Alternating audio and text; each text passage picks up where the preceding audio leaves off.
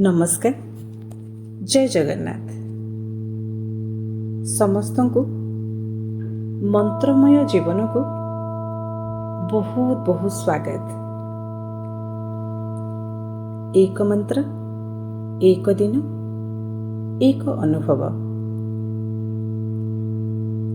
आमे एही मंत्रमय जीवन रे प्रतिदिन गोटे गोटे मंत्र विषय जानिबा। मंत्रर उच्चारण, मंत्रर अर्थ, आउ एही मंत्र आम जीवन रे की प्रकार सुफल नेकी आसे, आ जीवन रे आमे एही मंत्र को केमिति प्रयोग करि परिबा एही विषय बुझिबा। आसंतु आजिर मंत्र हेउची समस्तंकर प्रिय गायत्री मंत्र।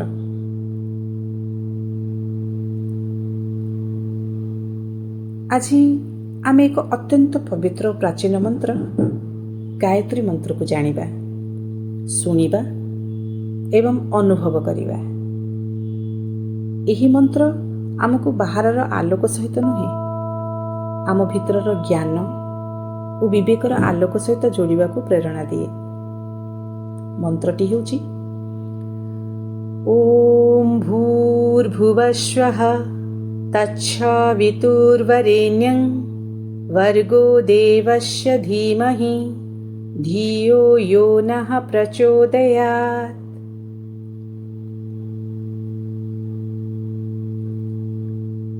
एही मंत्र रे आमे सेही परम दिव्य आलोकंकर ध्यान करुछु, जे समग्र सृष्टिर आधार।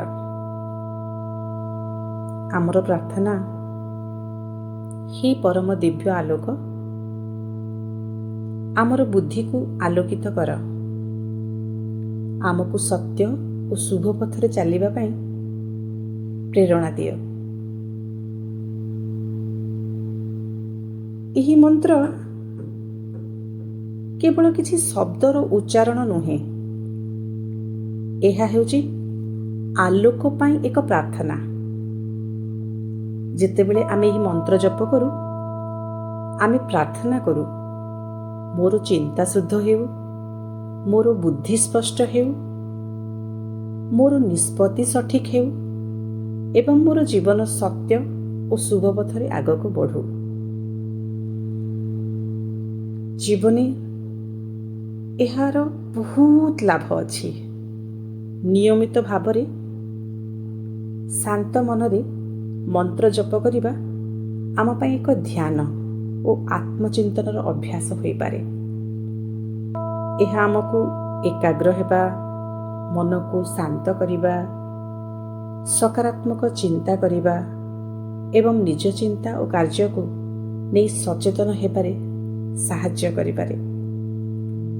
एहार सबुठारु सुंदर दिग हेउची, आमे केवल बाहर जगतरे आलोक खोजु नाहु, आम भितरे थिबा विवेकर आलोक को जागृत करिबा पे प्रार्थना करो।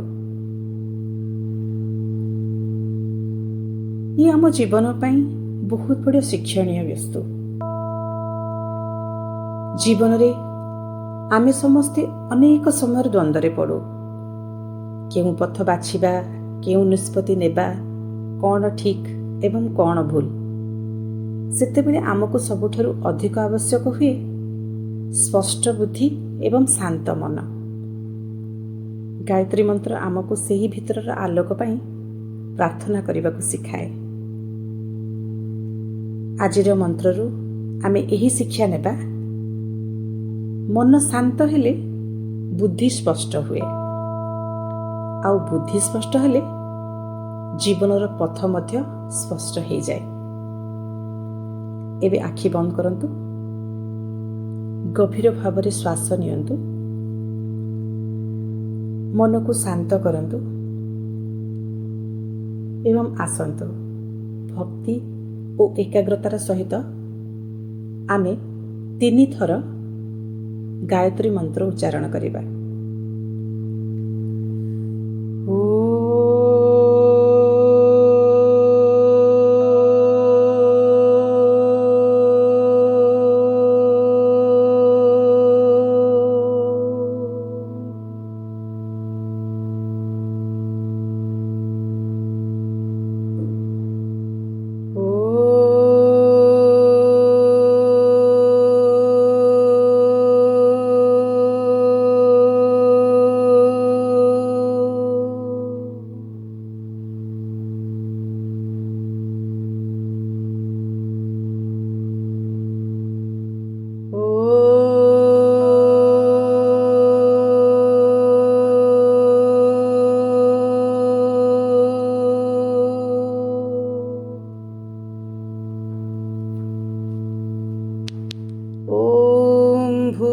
भूर्भुवस्वः तच्छवितुर्वरेण्यं भर्गो देवस्य धीमहि धियो यो नः प्रचोदयात्।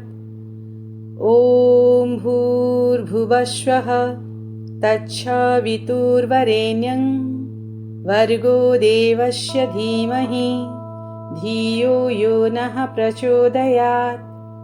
ॐ भूर्भुवस्वः तच्छवितुर्वरेण्यं भर्गो देवस्य धीमहि धियो यो नः प्रचोदयात्।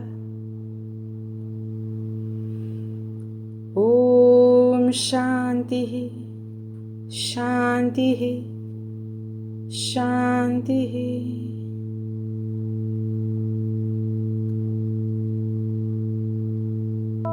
ଆଜିର ଦିନରେ ଆମେ ଏହି ଦିବ୍ୟ ପ୍ରାର୍ଥନାକୁ ଆମ ହୃଦୟରେ ରଖିବା।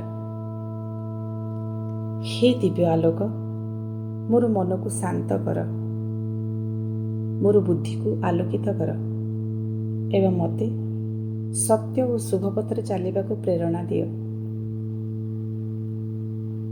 ମୁଁ ଆଶା କରୁଛି ଆଜିର ମନ୍ତ୍ର ଆପଣଙ୍କ ଦିନକୁ ଶାନ୍ତି, ସକାରାତ୍ମକତା ଓ ଆଲୋକରେ ପୂର୍ଣ୍ଣ କରିବ।